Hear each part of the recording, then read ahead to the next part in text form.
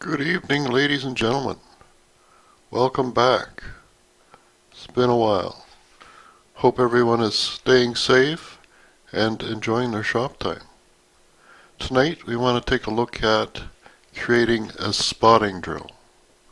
By a spotting drill, I mean a drill that allows you to pick up a center punch mark and enlarge it deep enough that you can then go to a regular milling machine or drill press and pick up that slightly larger center point. These drill presses, what I'm calling a spotting drill press, are also known as sensitive drill presses, made by companies like Dumore or Cameron. They're used for very fine work. I've always coveted one of these, and I've been on the lookout for some time. Knew they are crazy money. So I've been on the lookout for used machines, but haven't had much luck.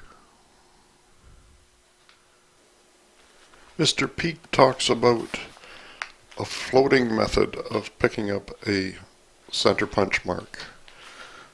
The work is handheld on the table of the drill press, and even using magnification, you're able to float the work underneath the bit until you're just in the exact right spot above the center dimple, and then you can engage the drill and make that center punch mark larger so that you can then move on to larger drill press, like I say, or a mill, and pick up that center drilled hole. That's the goal here. I haven't found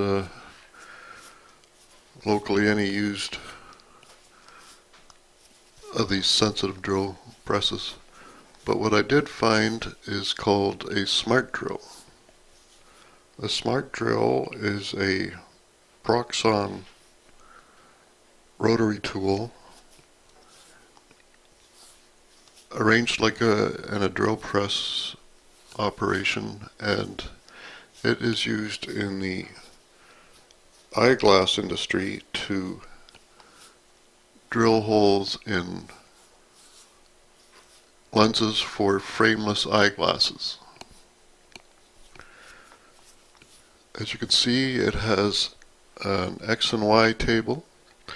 It has two independent clamps, one for each lens. The independent lens clamps can be angled independently. It's a very well made machine, obviously very custom for the optometry industry, and the Proxon is German made and very high quality rotary tool, adjustable speed. Let's go down to the workshop now and I'll show you what I have. Okay, here we are in the basement. Here is the smart drill unit. I've simulated a couple of frameless eyeglass lenses with just some plastic discs here. You can see the bottom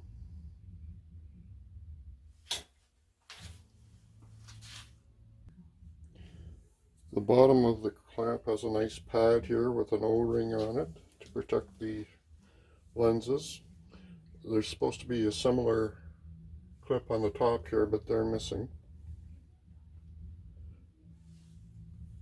So that clamps your lenses in. Very nice system. Each clamp can be tilted side to side independently.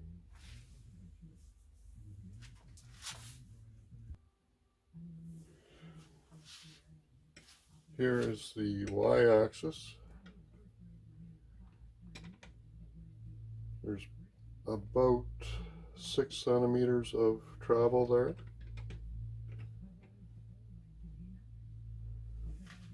This whole Y head can be slid on the X-axis, and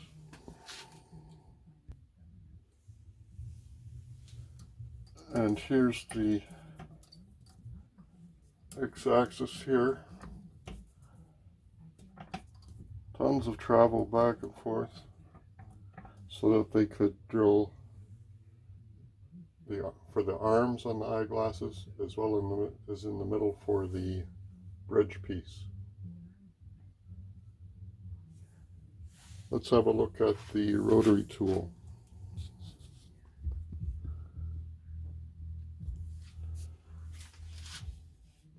This is a Proxxon rotary tool. That's the slowest. Nice and quiet. Chuck this particular collet that I have in here right now, which is the only one that came with, has a 1/8 capacity. The Proxxon is made in Germany. Made in Germany and has a RPM of from 5,000 to 30,000 RPM. Here's the drilling action, the Z-axis, if you will, and the height of the column is adjustable as well. All very nice, high quality sliding fits.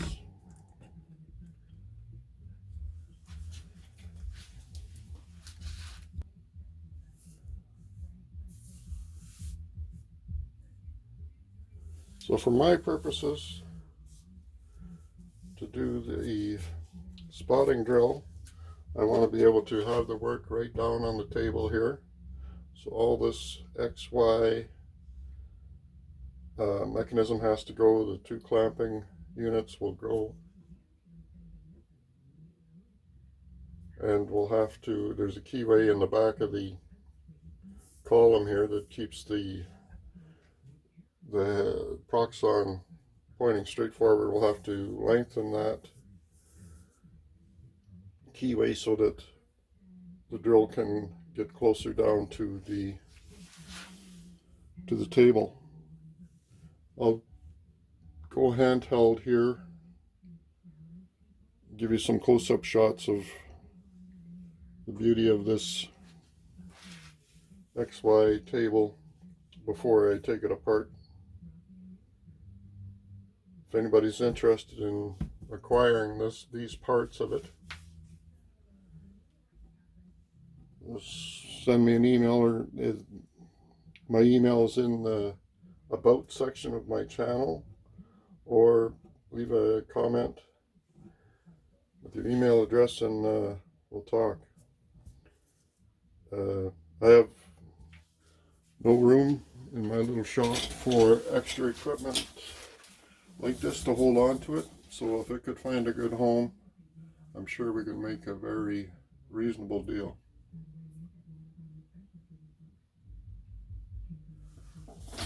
I also intend to, I don't want this whole table taking up space in my bench.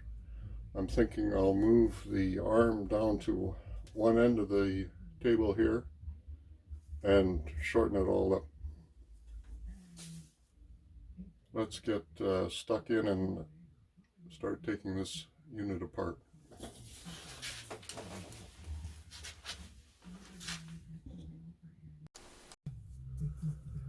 So here's our X-axis. A lot of play between one direction and the other, but very smooth and very tight in the ways here. There's absolutely very little movement in there. X and Y, again, very nice sliding dovetails. Dovetails on this way as well, both front and back. I want to show you the mechanism of these clamps. The clamps can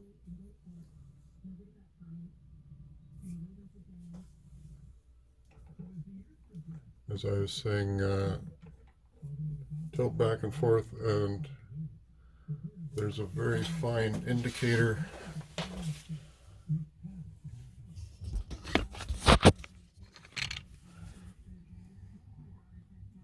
showing the angles at the front here.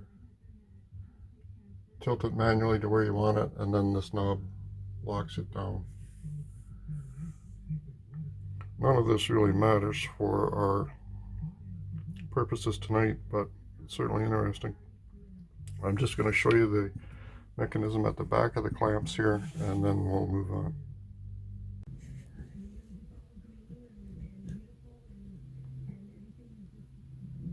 There's everything you ever wanted to know, including the phone number for the firm. They still make them today. They have more elaborate digital readouts on them now, and the scales for the angles is a different arrangement. Okay, first thing we'll do is we'll take the Proxon head off. The two clamps that adjust the height to allow it to come right off. There's the pin in the back that rides in a keyway on the back of the column here. We'll get rid of this.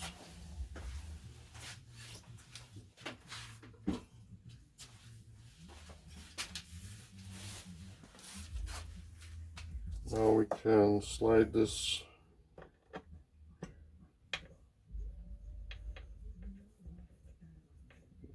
the y-axis and the clamping heads will come off as one unit. Take a screw out at the end of the ways here. Loosen off a couple more here. These two allow this whole head to move on the x-axis.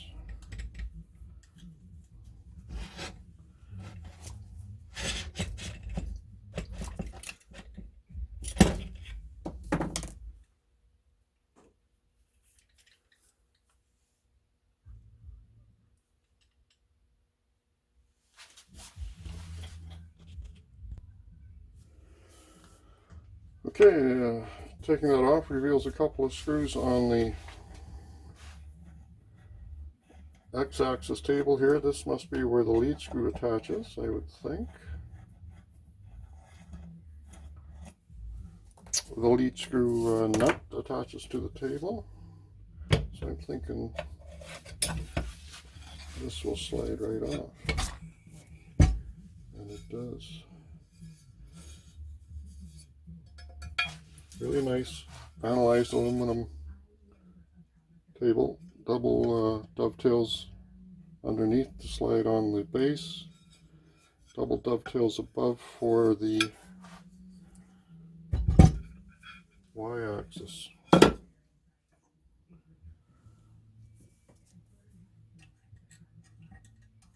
Oh, there's a few of those.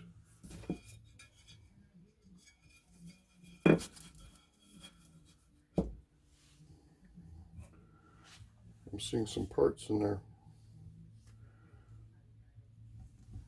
These are plastic dovetail ways that are on the table. I'll take those off and I'll bring you back. Okay, the plastic ways came off no problem. I am seeing inside here a spring, a single ball bearing, and a couple of shims, plastic shims. I think the shims must have been under the X table. There's a bracket here that holds this lead screw down. We'll take that off.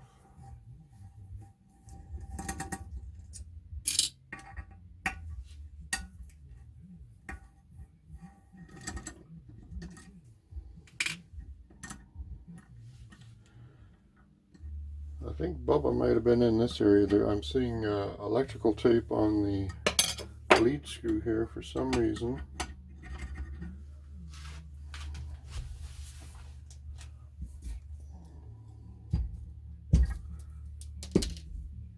And just one screw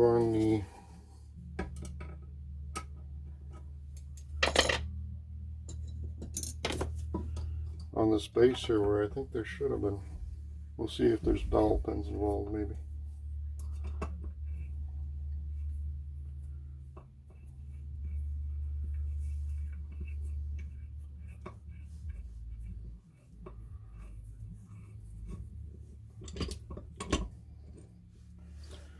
Take this handle off.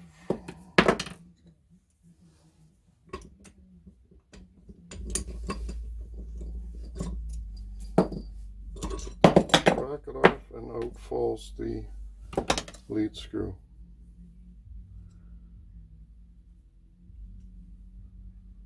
There's a retaining clip on there, and there is electrical tape on the shaft for some reason. There's your play. The two retaining clips are quite far apart. Beautiful looking threads on there.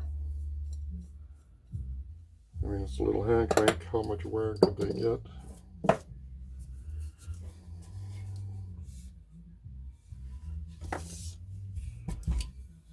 Let's take this column off.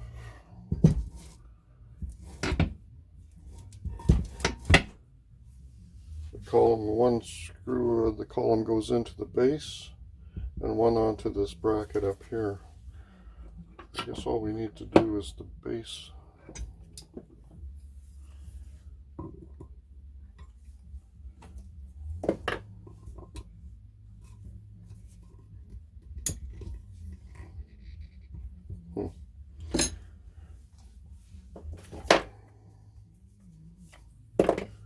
I'm a little scared that it'll pop the ball off my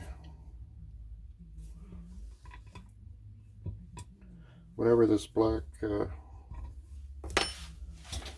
surface treatment is. It's like a crackle paint something. I'm sure this is aluminum also. I think they painted over those screws. I'll see if I can clean them up and I'll bring you back. Okay, it turns out these screws are metric. That's the first metric fastener I've come across. Wow, why are these so tight?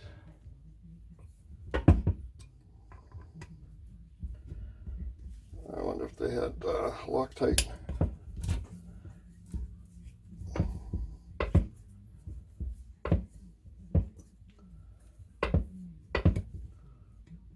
Must be Loctite.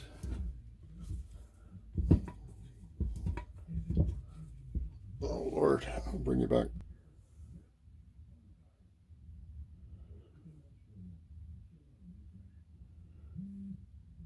Definite Loctite or thread fastener of some kind, but we got her. It's okay, we got her. We should do that again when we reassemble. So now this screw can come out of the base.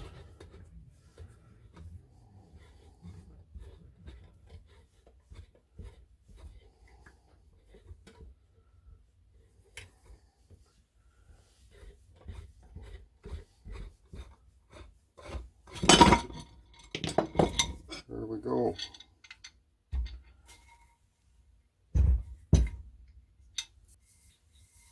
Beautifully machined aluminum under the paint. Same on the bottom of the bracket here.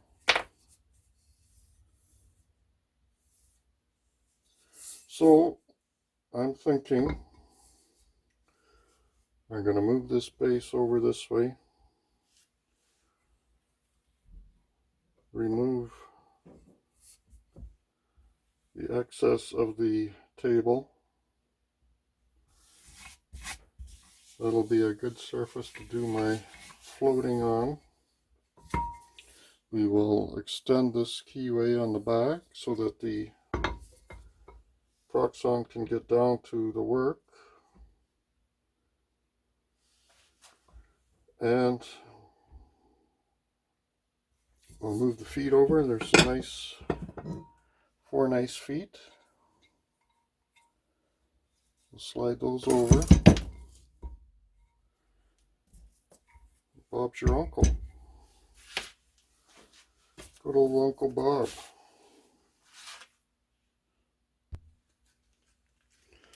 I have a lot of these bags in the shop. I use these for packaging up my kits that I sell at my store. They're handy for other things as well. There goes all the hardware that goes with the XY table, etc. They don't stick in my little magnetic tray, so they must be stainless. All in a nice little Ziploc here.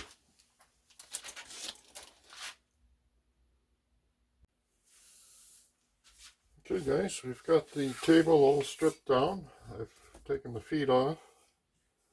I've removed the paint in this area where we're going to put the column. Column used to be here. We're moving it over here now, and we're going to whack off this excess table. It's going to work out nice to use an existing hole here. So we need another hole. Our next little mission is to find the centers on these holes.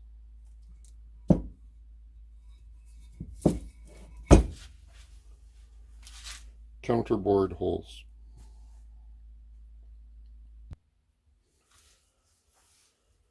I don't have the fancy gauge pin set. I'd love one, but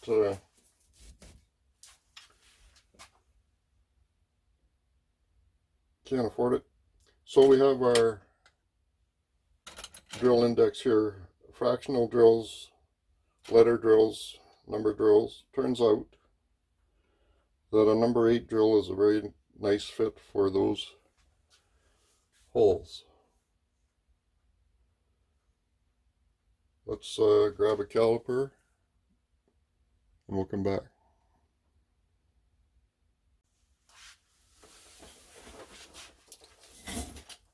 Okay, we have a digital caliper here.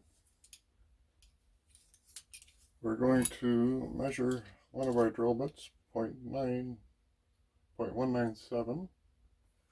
We're going to zero the caliper. So we got to keep that in mind. Every time you pick this up, you should be double checking that 0 is where you think it is. And now, if we go here, we're seeing 3.966.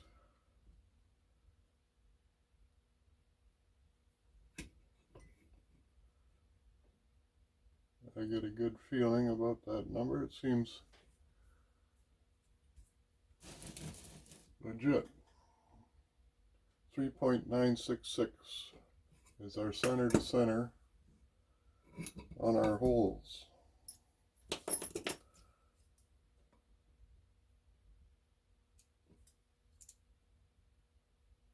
So now if we go back and re-zero our calipers,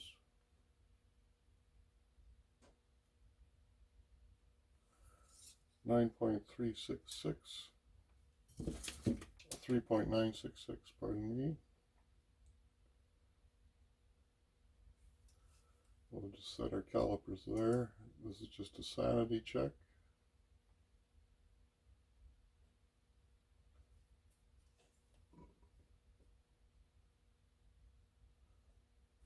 We're looking good. So 3.966 center to center.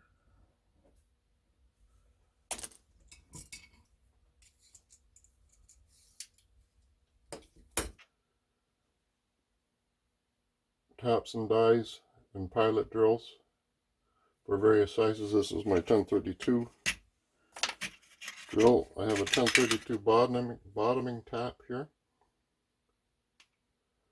We'll run this up through the bracket, and there's still some thread adhesive, Loctite, whatever they used in there. We'll run that tap in and clean those threads up.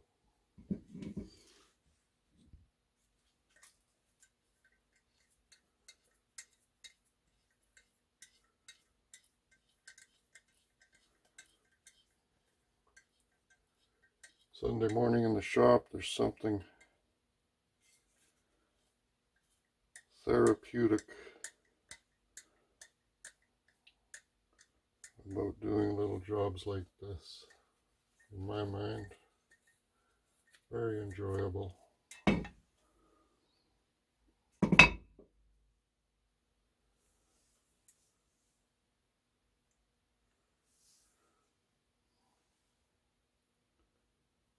I should have cleaned that tap really good first just to see how much gunk we got out. But there's quite a bit of gunk now. Let me pause.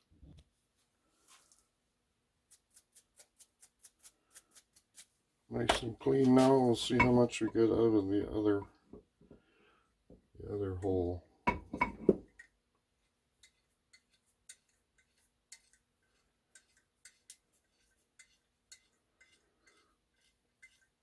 Not cutting any new threads, just cleaning. Oh, I can feel the crunchies in there now.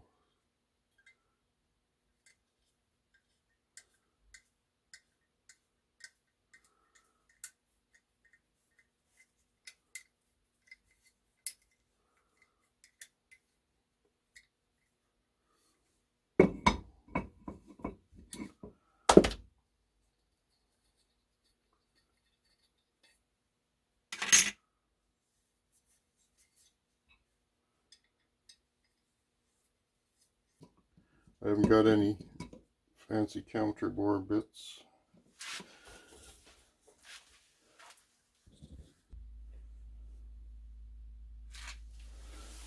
So I was careful to make sure my caliper was set back to 0.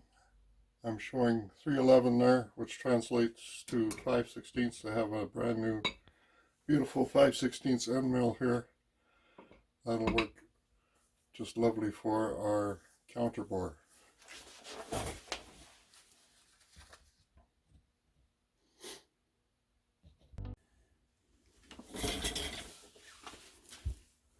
The plan is evolving as I talk to you guys.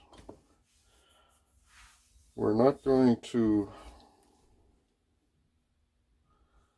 cut it in the bandsaw. We're going to manipulate the jaws in the vise so that we can grab this thing on the mill. Something I've never done before actually is change around the jaws on my vise. So that'll be interesting. We want to determine how wide we want our piece. So I'm going to attach this bracket by the one hole, and we'll take it from there. I'll bring you right back. Okay, we have the bracket back on. We want this distance to be equal on both sides. I'm seeing here, it's just for aesthetics, just for looks. I'm seeing 410 on this side.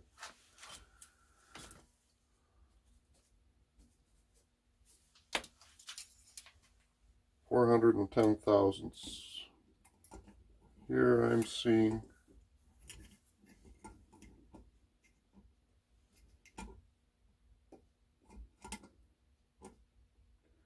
we can do the brackets better, easier.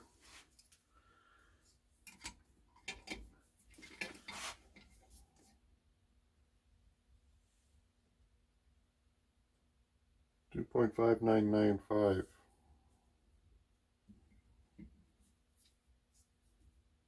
We'll make our life easy and call it 2.600. 2.600 plus 2 of this distance, which is 0.410.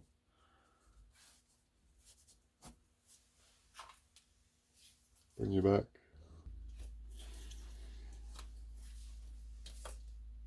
Okay, we've double and triple checked.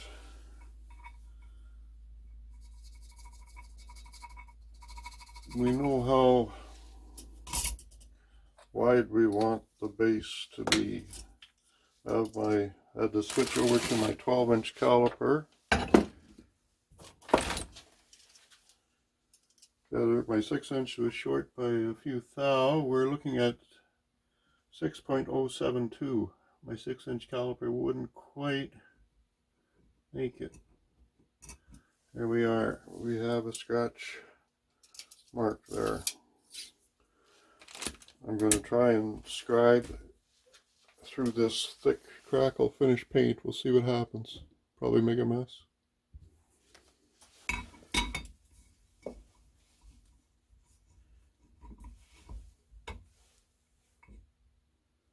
There's our scribe mark.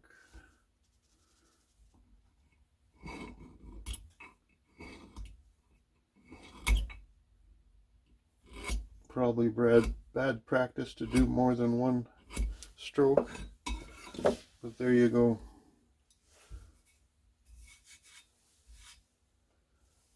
That works okay. We can see that. I can see it. I don't know if you can. Next thing we're going to do is turn our attention to moving the jaws around in the vise. First time ever for me. Okay.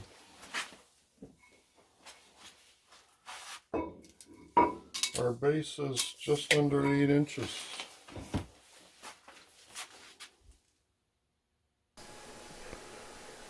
Okay guys, we're going to call it end of part 1 at this point. I'd like to thank you all for watching. Please subscribe, hit the like button, hit the notifications, and by all means comment. Let me know what you think.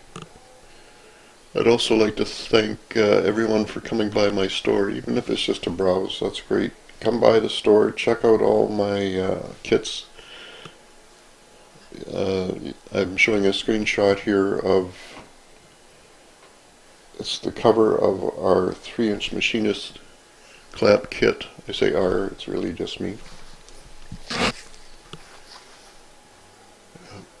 Blondie Hacks, Quinn Dunkey over at Blondie Hacks was kind enough to do 2 videos showing the building of these clamps. Really, of course, gave a boost to my store, and it was great fun at the time. Check out the store, link in the description. Take care, everybody. Stay safe. Enjoy your shop time.